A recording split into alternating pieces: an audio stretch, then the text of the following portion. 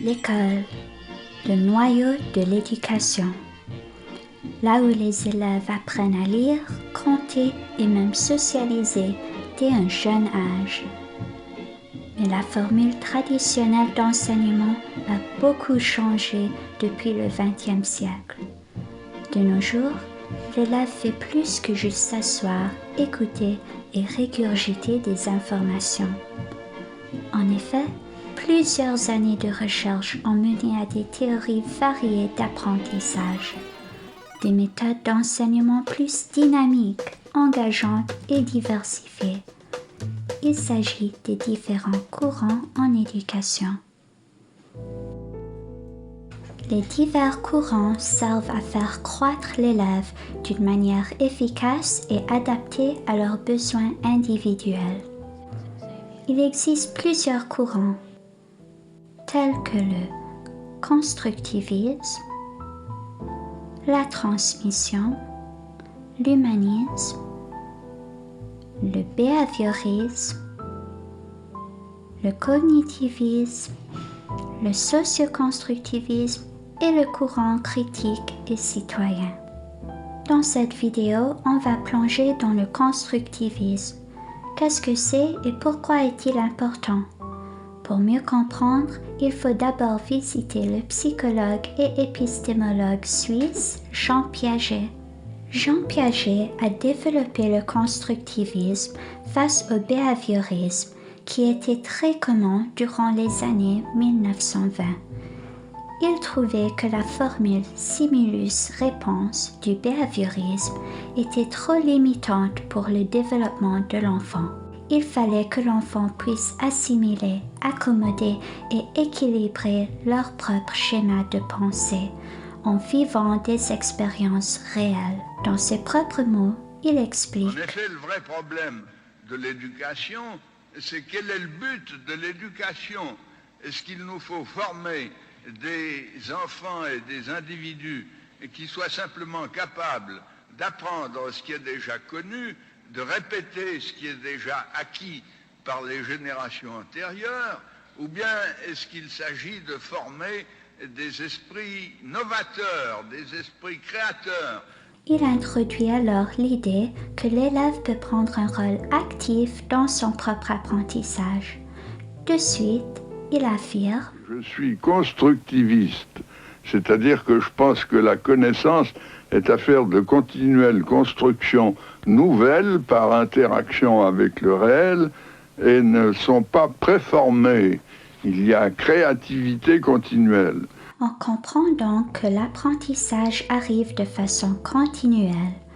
Ainsi, le constructivisme explique que l'enfant construit activement sa compréhension du monde en interagissant avec son environnement.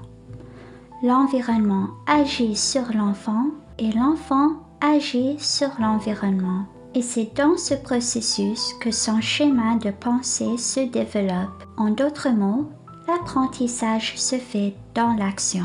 Grâce à l'impact du constructivisme piagétien qui a eu lieu durant les années 1980, il y a eu une nouvelle façon de traiter des erreurs. Le texte intitulé « Les théories de l'apprentissage, un peu d'histoire par Bourgeois » explique ce qui apparaît aux yeux des psychologues cognitivistes comme des biais ou des erreurs dans le traitement de l'information au cours de l'apprentissage peut apparaître au constructivisme comme tout à fait fonctionnel pour l'adaptation du sujet dans son contexte. Ceci veut dire que l'erreur n'est pas nécessairement un résultat négatif. C'est une partie essentielle du processus d'apprentissage. Dans le constructivisme, l'enseignant a le rôle d'être facilitateur et d'accompagner l'élève dans son apprentissage. L'enseignant doit créer des situations réelles et actives dans lesquelles l'élève peut interagir avec son environnement, ainsi que proposer des réflexions pour approfondir la compréhension du sujet, tandis que l'élève a le rôle d'être acteur de son apprentissage. Il sera donc capable de construire ses connaissances à partir des expériences offertes par l'enseignant. L'élève est donc responsable de participer et d'être chercheur. Il joue un plus grand rôle dans son apprentissage. Quelles sont les limites du constructivisme? Selon le texte Les théories de l'apprentissage par Oleko, une des limites possibles est que l'élève se base seulement sur l'interaction binaire entre l'enseignant et l'élève. Mais l'élève manque la dimension sociale. Dans des situations réelles, l'élève doit savoir interagir avec ses pairs et non seulement avec son enseignant. Pour conclure, le constructivisme en tant que courant d'éducation a eu un grand impact sur les méthodes d'enseignement utilisées à l'école, ainsi que sur la façon dont on comprend le développement de l'enfant. L'élève est vu comme un participant actif dans son apprentissage.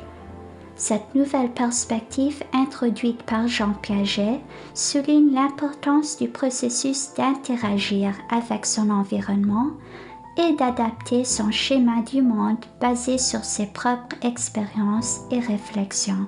De nos jours, on constate que les enseignants prennent une grande initiative à encourager l'expérimentation en salle de classe et à prendre le rôle de guide durant ce temps d'exploration chez l'élève.